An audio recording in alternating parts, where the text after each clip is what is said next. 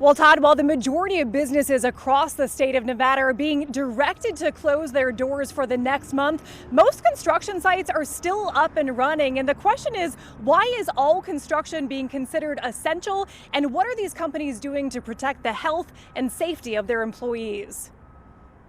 Less than 24 hours after Governor Sisolak asked all non-essential businesses in Nevada to close for 30 days, the state's Department of Business and Industry issued guidelines for construction sites, including practicing social distancing, providing sanitation and cleaning supplies for common surfaces and equipment, and conducting daily surveys of health of staff. We've all say we keep the distance we're supposed to, and if any of them have any safety concerns that someone in the company's not doing it or one of the job sites are having issues, they're to let us know so we can pull them off that job or whatever. Monty Brown is the president of RAMM Corporation, a local excavating and paving company. He says he's also given his 65 employees the option of staying home if they feel uncomfortable being on the job. And they can, file unemployment wherever they'd like, but most of my employees have all told me they would like to work. They need the money to pay their bills. Brown says if an employee chooses to stay home during this time, there will be a job waiting for them on the other end.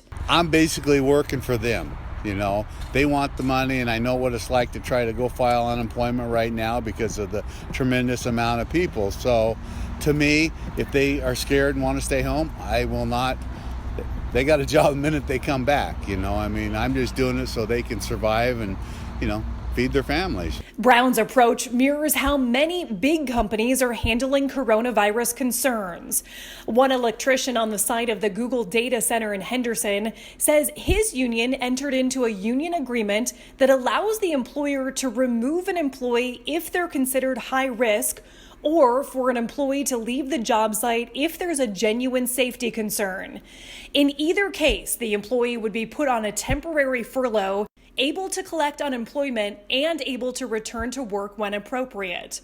The electrician says the safety arm of the construction company, Holder, has been on site this week offering voluntary temperature checks at the entrance and having workers fill out a self-reporting health questionnaire. He says instead of eating lunch in large groups, crews are split, only 5 to 10 people together at a time.